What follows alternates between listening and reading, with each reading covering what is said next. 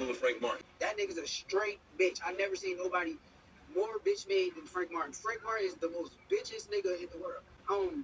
He wanted 50-50. 50-50 or he's not fighting. And it don't make sense. That don't make sense. He just scared. He's not going to fight unless it's what a cash out number. Stop the cap.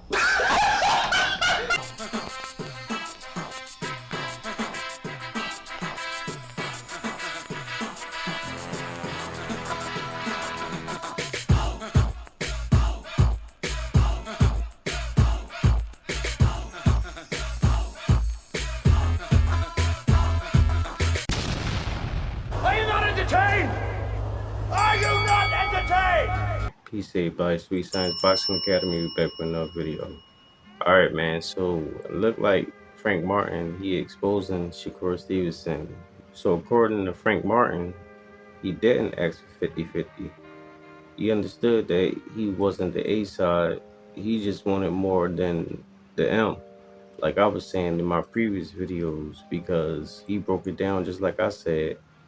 Once he paid all the fees, you know, all the training fees and paying the taxes and stuff off, he not gonna be left with $1 million. So if his last fight was $250,000, once he pay everything off, he pretty much gonna be having about the same thing, probably more, but you know, he not gonna have $1 million. So he said he just was trying to ask for a little bit more. And I don't think it was 2 million, because I think he would have said 2 million if it was 2 million. But put it like this, maybe he was asking for 1.4 or 1.5, which I was alluding to all along, because if he get 1.4 or 1.5, once he pay everything off, that $1 million would be left for him. And I think that's fair, because he is a big name for Shakur Stevenson. And like Frank and the people in the interview was saying, if Shakur afford him, then that will be the biggest name on Shakur record thus far.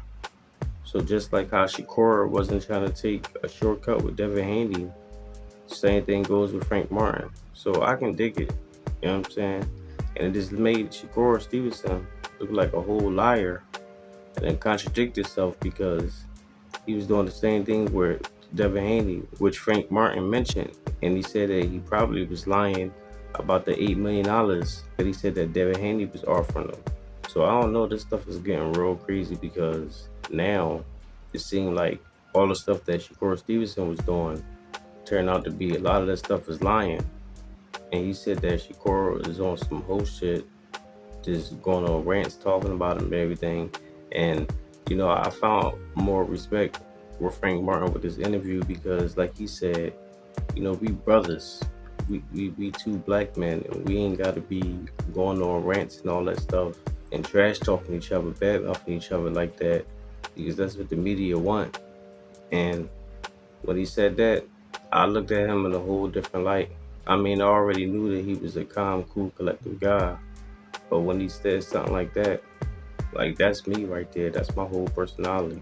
So for me personally, I gained a whole lot more respect for Frank Martin, and I don't think that he was lying, everything that he was saying in this interview. So now it looks like Shakur got some explaining to do. But I got this little audio clip from the interview itself. I'll leave the description, the full interview, down in the description box below. But I'm gonna play this little audio clip, and I'll come back with my final thoughts. Was this fight ever actually in consideration? For sure. Okay, so it was in consideration. Yeah, it was a real thing. Okay, so what happened that we did not get a chance to witness this fight? But give us your version. Give us what you know to be true about why this fight fell through. So, but on my end, verbally, I agreed. You know, got a call, asked me what I thought about the fight. You know, for the WBC and all that. I agreed to it. You know, I'm like, it's a green light. You know what I mean?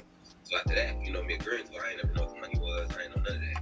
You know, so what happened was, once everything came about, I figured out what that money was, and I wasn't cool with it. You know what I mean? I wanted more. So that's why the fight didn't fall through, because it was everything. I agreed to everything. You know what I mean? As far as the stipulations, everything. You know, from it being on ESPN to, you know, the where it was going to be at. Like they were saying, it could have been Vegas, or it could have been where dude from. I agreed to everything. You know, the only thing I didn't agree with was that money. Okay, so when they first came out with the news that there was an agreement between both camps, at that point the money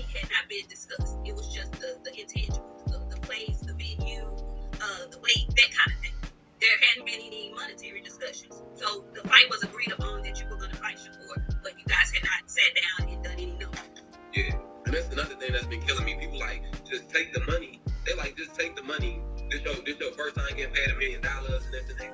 That $1 million ain't no fucking $1 million. Once you take out taxes, once you taking out them trainer fees and the fees you gotta pay. But people, the fans want to see the fight.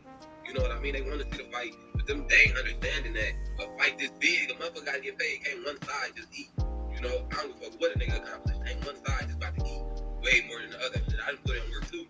You know what I mean? So at the end of the day, what I was asking for, it wasn't nothing that was outrageous that a motherfucker could have said, oh, I outpriced myself or none of that. Like what he was getting paid and what I asked for was reasonable. You know what I mean? And it wasn't even nothing crazy. And then a fight could have happened. It was that simple. The fight could have happened. It's all about the money.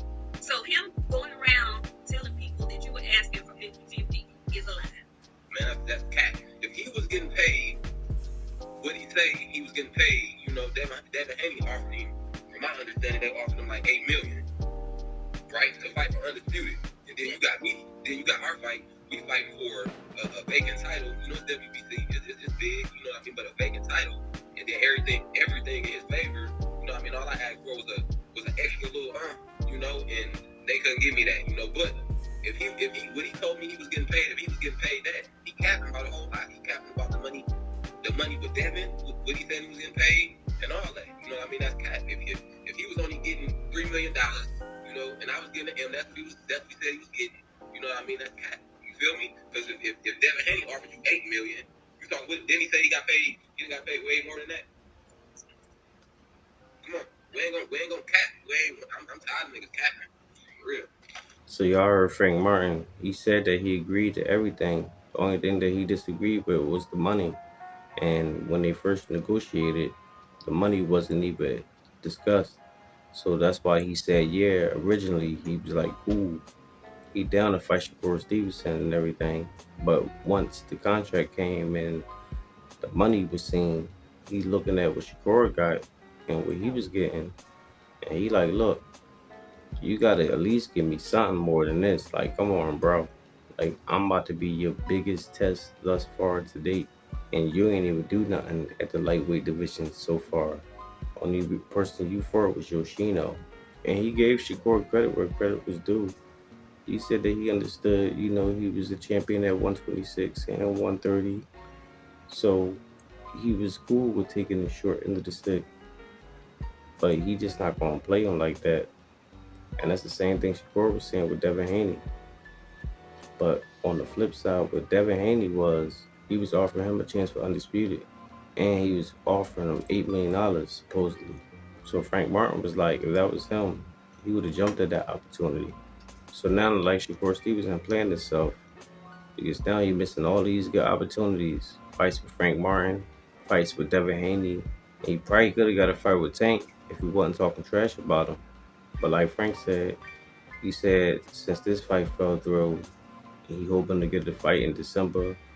And of course, Shakur is supposed to be fighting Edwin De Los Santos. So if them two are successful in their next fights, then he said that hopefully they can run it back and go back to the negotiation tables so they can get that fight signed for next year, which I said was probably going to happen all along because even though they ain't fighting now, they're going to have to fight. It's just inevitable. They both undefeated. They both in the same weight class. They both on rival teams. They both young bulls of two fighters who just fought and probably about to fight again. So it just got to happen. But that's all I got for now, guys. Let me know what y'all think. Drop y'all comments down below. Make sure I hit the like, subscribe, and hit the bell. I'll see you on the next one. Peace.